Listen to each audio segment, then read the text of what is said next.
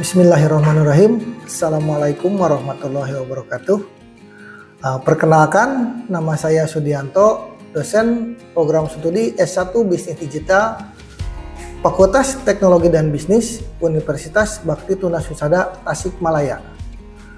Video ini saya buat sebagai bentuk pernyataan diri dalam unjuk kerja Tridharma Perguruan Tinggi atau disebut PDD UKAP TPT pada tahun 2025. Pada video ini saya akan sedikit membahas tentang mata kuliah Mobile Programming yang merupakan salah satu mata kuliah wajib di program studi Bisnis Digital.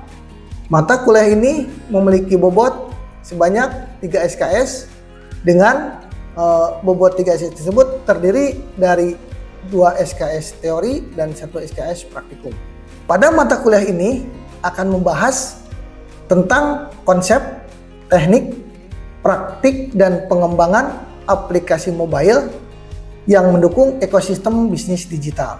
Mata kuliah ini akan mengajak mahasiswa untuk mempelajari dasar-dasar pemrograman mobile, arsitektur aplikasi, desain antarmuka pengguna atau yang disebut dengan UI UX, serta penggunaan framework dan teknologi terkini dalam pengembangan aplikasi berbasis Android.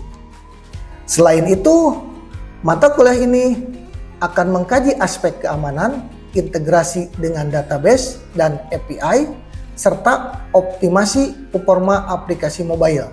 Sehingga mahasiswa akan memahami bagaimana aplikasi mobile dapat digunakan untuk meningkatkan layanan bisnis digital seperti e-commerce, fintech, dan digital marketing yang saat ini sedang tren-trennya di dunia bisnis. Tujuan dari mata kuliah ini adalah untuk membekali mahasiswa dengan pemahaman dan keterampilan teknis dalam pengembangan aplikasi mobile yang kompetitif di era bisnis digital. Metode pembelajaran yang diterapkan pada mata kuliah ini adalah project based learning atau proyek dengan berbasis praktik yang akan membimbing mahasiswa untuk mengembangkan keterampilan dalam merancang, membangun, dan menguji aplikasi mobile yang inovatif dan berorientasi pada kebutuhan pengguna. Metode penilaian yang akan saya lakukan pada mata kuliah ini, yang pertama, 10% menilai sikap dari proses pembelajaran yang dilakukan mahasiswa, 20% penilaian tugas dan praktikum, 30% penilaian evaluasi tengah semester, akan mengambil penilaian dari perkembangan proyek aplikasi yang dibuat oleh mahasiswa. Yang terakhir adalah penilaian evaluasi akhir sebesar 40% yang akan mengambil penilaian secara keseluruhan dari proyek aplikasi mahasiswa yang sudah berbentuk aplikasi dan dapat digunakan di perangkat Android. Baiklah, berikut adalah cuplikan proses pembelajaran di minggu keempat yang akan membahas tentang arsitektur proyek aplikasi Android. Di mana setelah pembelajaran ini, mahasiswa diharapkan yang pertama mampu memahami struktur proyek aplikasi pada Android. Yang kedua, mampu mengenali dan menjelaskan fungsi dari setiap komponen dalam struktur proyek Android. Yang ketiga, mampu mengidentifikasi elemen-elemen utama yang terdapat dalam proyek Android. Dan yang keempat, mampu membuat proyek baru dan menavigasi berbagai folder dan file yang ada pada proyek Android. Bismillahirrahmanirrahim. Assalamualaikum warahmatullahi wabarakatuh. Waalaikumsalam warahmatullahi wabarakatuh. Selamat pagi teman-teman mahasiswa semuanya. Hari ini kita akan melanjutkan pertemuan yang keempat untuk mata kuliah Mobile Programming. Kita melanjutkan pertemuan yang kemarin, yang ketiga, yaitu tentang instalasi Android Studio pada perangkat bisa di PC, bisa di laptop. Nah, hari ini kita akan memperkenalkan tentang struktur proyek yang ada di Android Studio. Jadi apa aja file dan folder yang akan nanti digunakan untuk proyek aplikasi atau membuat aplikasi dengan Android Studio. Teman-teman bisa perhatikan dari perkuliahan Mobile Programming ini, yaitu untuk bisa mahasiswa mampu memahami konsep teknologi mobile. Jadi untuk pertama konsep teknologi mobile teman-teman harus pahami, terus merancang, mengembangkan aplikasi mobile berbasis Android. Makanya kita menggunakan Android Studio. Kemarin saat instalasi kita gunakan Android Studio. Terus mengimplementasikan UI UX yang efisien dan responsif dalam Android Studio. Nanti kita bisa lihat menunya apa aja supaya si Android Studio itu tidak ada error dan tidak ada peringatan. Di situ peringatannya berupa tanda tanya yang ada di segitiga warna kuning. Nah, itu harus minim biasanya. Terus mahasiswa mampu menerapkan arsitektur mobile. Nah, di sini mungkin latihan yang banyak akan menjadikan arsitektur mobile ini lebih hidup dari aplikasi yang teman-teman buat. Dan satu lagi, mahasiswa mampu menemukan fitur Android untuk membuat aplikasi mobile relevan dengan kebutuhan bisnisnya. Itu yang paling penting, teman-teman. Jadi saat kita berbisnis, aplikasi Android yang kita punya itu mendukung nggak atau support kepada bisnis kita nggak gitu. Nah, di situ kita harus bisa memilih menu, memilih navigasi, dan memilih kebutuhan apa aja yang harus kita suguhkan kepada pengguna supaya bisnis kita bisa lebih baik. Oke, teman-teman, ini yang akan kita pelajari hari ini tentang struktur proyek aplikasi Android.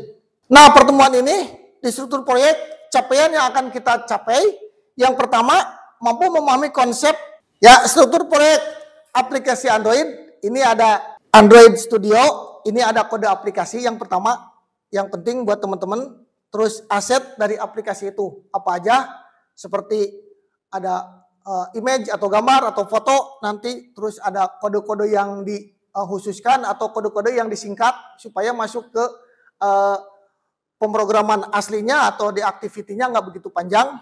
Terus teman-teman mungkin masukin link-link tertentu untuk connect ke website yang lain. Terus sumber daya aplikasi, satu lagi. Oke. Pengembangan, pengujian, dan pengelolaan kita coba lakukan nanti di proyek teman-teman di mata kuliah ini. Yang pertama teman-teman nih, fitur yang paling penting, fitur atau mode aplikasi utama. Nah teman-teman kalau diperhatikan, kita lihat contoh sedikit. Nah ini fitur aplikasi utama ada di sini. Ini proyek kita, ini ada beberapa proyek yang udah pernah saya lakukan. Nah ini kita ada di sini. Ini proyek kita. Di dalam proyek ini teman-teman nanti akan ada beberapa folder yang sangat penting untuk pembuatan atau penyusunan sebuah aplikasi Android. Yang pertama, teman-teman, ini adalah subfolder manifest di menu utama, di mana subfolder manifest ini ada di Android manifest.xml. Jadi filenya itu semuanya XML. Di sini kalau kita lihat, diperhatikan, nah Android manifest XML ada di sini. Di folder manifest ada file manifest XML. Nah, ini filenya ada apa aja, ini di sini isinya. Ini di sini isinya adalah tentang koneksi dengan website atau dengan aplikasi yang lain, terutama koneksinya adalah dengan internet kalau di Android Studio. Yang kedua, tampilan mana aja. Di sini ada satu contoh saya, ini ada beberapa halaman yang akan tampil di Android Studio. Di sini ada 1 2 3 4 5 6 7 8 9 ya. Kurang lebih 9 tampilan yang akan muncul. Apabila ini tidak diaktifasi di sini, dia tidak akan keluar nanti saat teman-teman memanggil file tersebut untuk ditampilkan. Nah, di sini ada nama aplikasi, izin yang diperlukan atau akses internet, terus komponen aplikasi, aktivitas, service, dan receiver, versi SDK-nya versi berapa.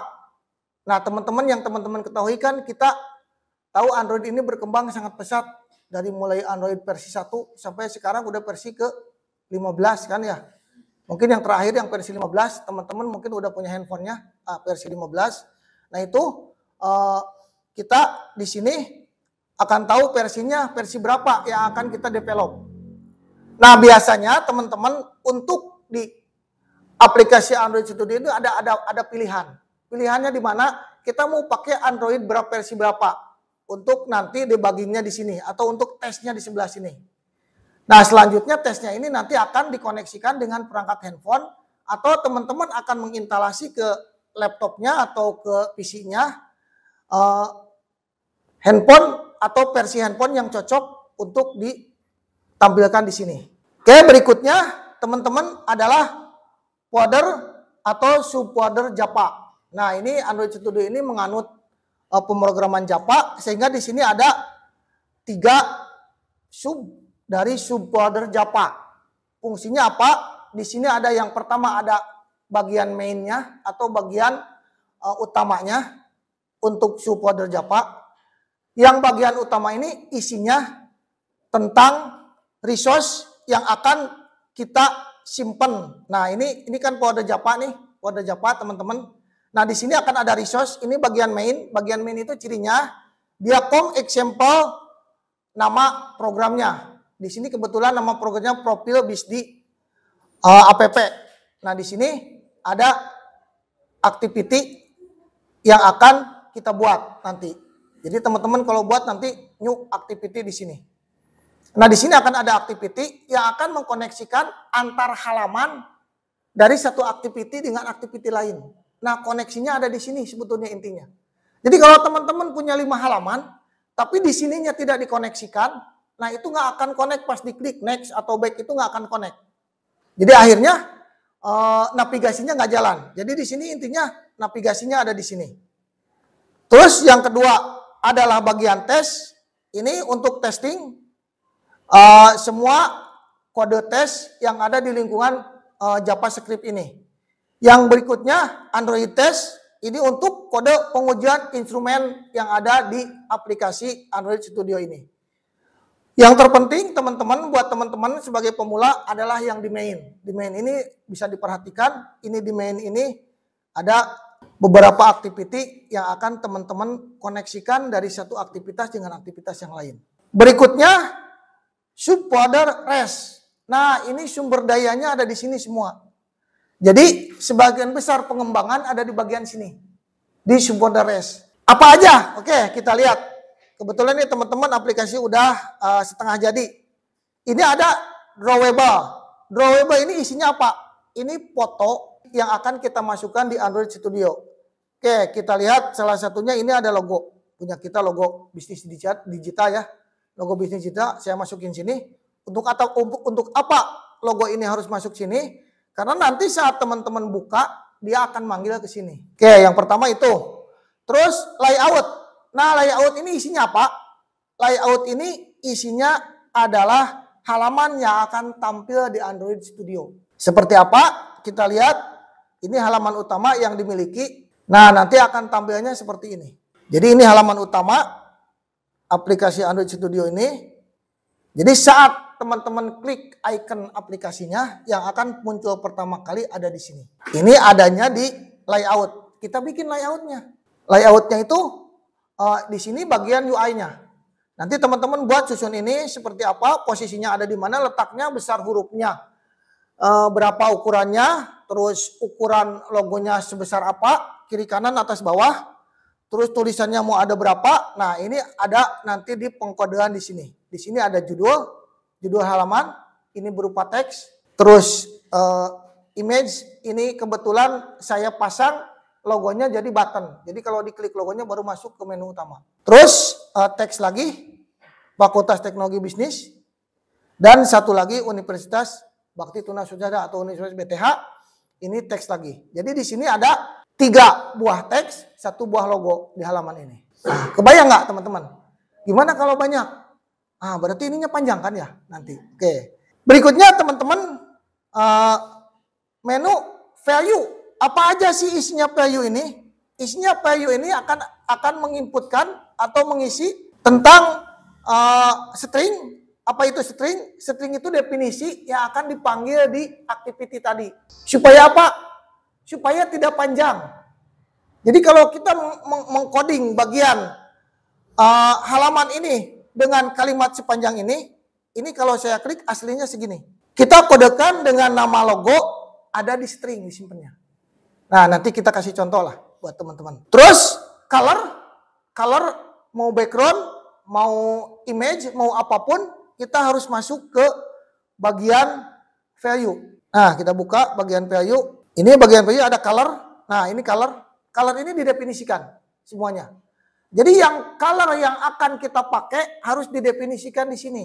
Kalau tidak pakai jangan, karena menambah berat dari aplikasi itu. Jadi kalau kita mau pakai 3 warna, 4 warna, pasang di sini. Dan untuk pengkodeannya dengan pengkodean heksadesimal. Nah, teman-teman bisa carilah referensinya untuk warna apa aja yang dikodekan untuk heksadesimal. Karena di sini semuanya pakai heksadesimal. Kita tinggal nulis huruf. Warnanya di sini contohnya saya ambil marun, purple, rose, lavender, plum sama rose. Di sini saya ambil ini untuk apa? Teman-teman bisa lihat di tampilan activity-nya, di layout-nya, ini ada berapa warna ada di sini. Nah, di sini ada beberapa warna. Jadi saya pakai di sini minimal ada 1, 2, 3, 4 warna. Ya, ada 4 warna untuk satu halaman. Sebetulnya kalau yang paling ringan kita pakai putih sebetulnya. Tapi karena kan kita berkreasi banyak, nah kita pakai beberapa warna untuk mendukung keindahan aplikasi tersebut. Nah, berikutnya masih di value ada string yang tadi saya ceritakan, ini stringnya. Nah, kenapa harus di string? Karena kalau tidak di string bisa scriptnya sangat panjang. Seperti yang ini saya contohkan di visi misi dari program studi bisnis digital. Di sini ada visi. Nah, ini visi. Visinya kan lumayan panjang. Tapi kita cukup dengan ini. Tuh. Judul visi. Terus kita kodekan juga di sini visi yang pertama. Pengkodean terserah ya, yang penting jangan sama aja. Jadi kalau kita udah mengkodekan dengan satu nama, yang lainnya jangan pakai nama itu lagi. Nah, berikutnya ini visi kedua. Jadi tampilnya di visi misi nanti seperti ini. Nah, ini visi yang ke satu ini, yang kedua ini, yang ketiga ini. Ada tiga pengelompokan di visi ini. Oke, ini mending kalau visi. Kalau misi coba bayangin, sepanjang ini kan. Kita sepanjang ini kalau nggak pakai string nanti kita akan kesulitan atau akan ada deskripsi panjang pada programnya. Oke, kita lihat di string yang misi. Nah, misi itu saya kodekan. Nah, ini. Ini bagian misi. 1, 2, 3, sampai 5. Karena tampilan yang akan kita kehendaki di misi ini, tampilan yang kita kehendaki seperti ini. Misi 1, 2, 3, 4, 5. Nah, 5 misi dengan ini. Untuk mencapai visi program studi, ada bla bla bla kalimat dulu kan. Nah, ini kita gunakan sehingga di teks PO-nya kita pakai 1, 2, 3, 4, 5, 6, 7 sebetulnya. Teks PO yang ada di bagian ini dengan string atau pengkodean string di sini. Nah, banyak kan? Jadi stringnya panjang. Jadi kita tinggal manggil. Dampaknya apa kalau kita nggak pakai string? Kepanjangan nanti di activity-nya. Oke. Satu lagi map. Nah, ini untuk icon. Iconnya akan kita gunakan di aplikasi. Nanti teman-teman bisa bebas pilih icon apa aja. Kita masuk dengan resolusi HDPI, MDPI, dan XDPI. Nah, itu aja mungkin penjelasan awal. Mangga kalau ada pertanyaan dari teman-teman. Oke, kalau bingung, ya teman-teman kita lihat. Di situ kan kita udah instalasi Android Studio. Teman-teman silakan buka aplikasi Android Studio-nya. Untuk menambah pemahaman teman-teman, kita lihat modul praktikum hari ini, yaitu teman-teman akan eksplorasi file dan folder utama yang akan dijadikan kita untuk menyimpan proyek dari sebuah aplikasi di Android Studio. Nah, teman-teman, ini modulnya sudah saya share ke teman-teman, bisa diperhatikan. Teman-teman silakan sekarang mulai mencoba membuka Android Studio dengan proyek yang baru. New project. Nah, pilih yang empty view activity. Empty view. Oh, di sini ada nama file. Nah, nama project kamu itu apa nanti? Nama projectnya. Enggak, nanya nama projectnya mau apa misalnya. Oke. Nah, di sini ada API Android versi berapa dia. Nah, itu yang tadi saya jelaskan tentang Android versi berapa. Teman-teman mau pakai yang versi berapa, misalnya mau ngambil yang bisa yang 12 atau berapa lah gitu. Supaya nggak begitu, nanti kita aplikasikan ke yang 15, masuk nggak gitu kita. Kita nanti coba di debuggingnya nanti. Oke, pilih satu-satu aja. Terus, ini mau Kotlin, mau Java di sininya. Nah, dia akan memproses. Nah, ini menu. Nah, kita ada di mana mainnya? Coba kita lihat. Teman-teman klik ini dulu, app. Terus buka satu-satu lagi. Biasanya dia berproses dulu, klik. Nah, SRC. Nah, ini Android test. Di sini coba lihat Javanya. Ada layout, drawable, nah, layout, terus view. Oke, teman-teman bisa dilihat di sini, mungkin bisa diperhatikan. Jadi teman-teman bisa ngambil di sini new project. Mohon maaf tampilannya agak beda ya. Nah, di sini ada nama aplikasi. Nama aplikasi kita masukin. Misalnya ini tes 1. Nah, di sini teman-teman untuk masukin nama aplikasi jangan ada spasi. Jadi teman-teman bisa pakai underscore atau bisa langsung digabung. Di sini saya pakai tes 1. Oke, nah di sini ini bahasanya kita ada 2, ada Java, ada Kotlin. Saya pilih yang Java. Terus di sini ada API. Nah, ini API ini untuk mengkoneksikan dengan perangkat Android. Kalau nanti teman-teman debuggingnya mau pakai handphonenya langsung dikoneksikan. Jadi kita pilih di sini, saya pilih Android 8 karena Android 8 ini 97,4% di sininya. Jadi kemungkinan akurasinya 97,4%. Sehingga kalau kita pilih Android yang lebih tinggi, ini kemungkinan akurasinya tidak akan sebesar itu. Nah, di sini kebetulan di aplikasi yang kita install, saya hanya sampai Android 14 ya. Nah, ini kan kita butuh update nanti. Butuh update. Kenapa harus update? Karena menyesuaikan dengan aplikasi Android yang ada. Nah, sementara untuk develop kita cukuplah Android 8 dulu, nanti kita tes di Android 15 akan ada perbedaan tampilan.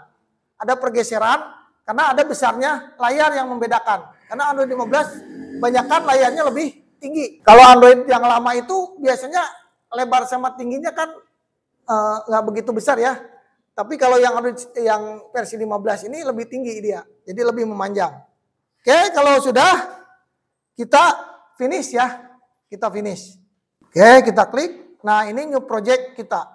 Nah, kita tampil awal di sini. Nah, kita akan masuk drawable ada di sini, teman-teman. Nah, ini akan berubah otomatis. Nah, sehingga ini ada manifest. Yang kita lihat tadi manifest. Ini file utama manifestnya. Terus ada bagian Java-nya. Main activity ini baru satu main. Nanti teman-teman kalau mau project nambah lagi activity, diklik di bagian ini, klik kanan. Ada new Java class. Nanti. Oke. Terus berikutnya di rest drawable. Ini icon, logo, foto, gambar, teman-teman masukin sini. Terus layout ini untuk aktivitas atau tampilan UI yang akan ditampilkan di Android teman-teman. Terus ada value ini color. Nah, defaultnya ada 2 teman-teman, yaitu hitam sama putih. Jadi kalau kita pengen nambah, nanti kita harus masukkan kode ini, kode heksadesimal dari warna yang akan kita masukin, yang akan kita pakai. Terus ada string untuk mendefinisikan hal-hal yang sekiranya tidak bisa langsung ditulis pada bagian activity atau file XML ini. Oke, mangga silakan teman-teman coba semuanya. Jadi kita ada file manifest, ada activity, ada layout, ada bagian dari drawable, dan ada color dan string. Itu yang paling penting untuk aplikasi yang akan disiapkan atau yang akan kita buat. Oke, muncul nggak? Nah, ini bagian restnya buka dulu. Nah, di situ ada drawable. Nah, di sini teman-teman akan ngisi semua file yang berhubungan dengan tampilan. Icon, logo, misalnya value ini. Nah, ada color, ada string, ada tema nanti. Nah, di bagian value itu. Terus di string, di bagian string, nah ada mendefinisikan teks-teks yang akan kita gunakan di aplikasi tersebut. Teman-teman bisa eksplorasi. Jadi hari ini kita explore folder dan filenya aja teman-teman. Next besok kita akan menyusun di pertemuan kelima, kita akan coba menyusun layout. Jadi teman-teman akan membuat layout di pertemuan berikutnya.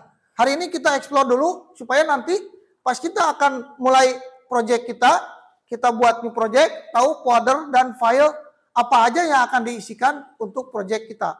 Oke teman-teman, setelah teman-teman membuka aplikasi Android Studio, teman-teman bisa melihat kan di situ ada manifestnya, file Java-nya, dan ada folder REST-nya untuk activity, drawable, terus value. Value yang penting ada 2 di value itu untuk color dan string. Silakan kalau ada yang ditanyakan.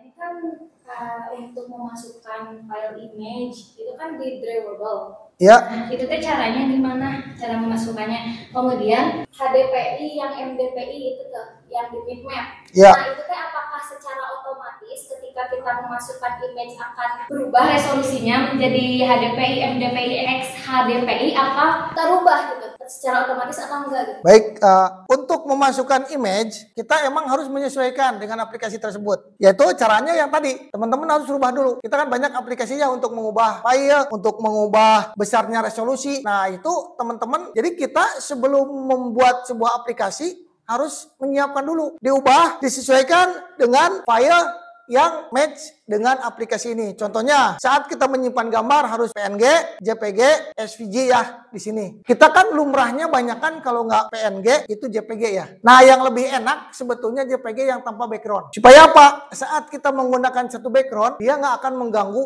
background dari semua aplikasi kan. Jadi kita usahakan gambar, foto, icon nggak ada backgroundnya. Jadi kalau nanti backgroundnya putih, misalnya kita pakai latar misalnya merah, jadi ketutup jadinya dengan latar putih itu. Nah terus untuk icon dengan resolusi kita juga sama, harus mengubah sesuai dengan format yang bisa diterima oleh Android Studio. Jadi kita harus convert dulu semuanya ke file-file yang bersesuaian dengan atau yang diterima oleh Android Studio. Nah kalau kapasitasnya besar kita harus kompres supaya aplikasinya nggak berat. Nah itu mungkin untuk teman-teman membuat atau memasukkan gambar atau image yang akan masuk ke Android Studio. Oke baiklah teman-teman, untuk mengawali project teman-teman diingat lagi harus diperhatikan. Yang pertama kita saat membuat new project, aplikasi atau nama aplikasi apa yang akan kita buat itu mangga sesuaikan, karena kalau di rename biasanya nggak akan berjalan ke sananya. Jadi teman-teman pastikan nama aplikasinya apa, karena di dalam nama aplikasi atau di new project itu nama aplikasi itu akan masuk ke folder-folder yang ada di dalamnya. Jadi kalau teman-teman rename nanti di bagian activity-nya udah muncul sebetulnya saat teman-teman buat new project itu. Yang kedua, saat teman-teman memasukkan sumber daya yang lainnya seperti foto atau gambar, teman-teman sesuaikan filenya dengan yang sama atau yang harus formatnya yang harus disediakan, yang udah disediakan oleh Android Studio. Terus untuk string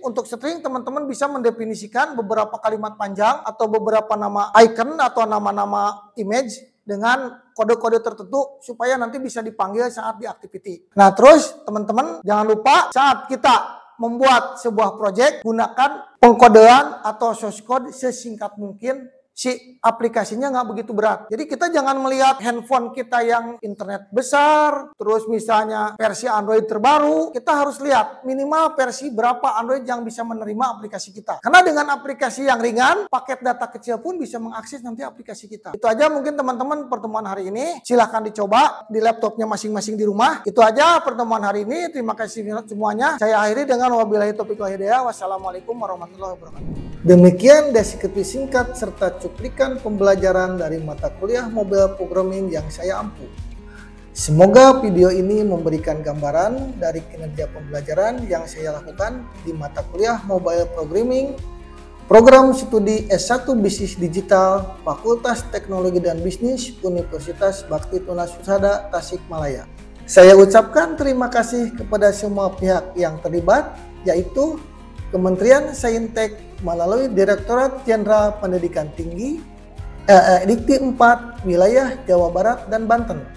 Seluruh tim sertifikasi dosen Smart tahun 2025.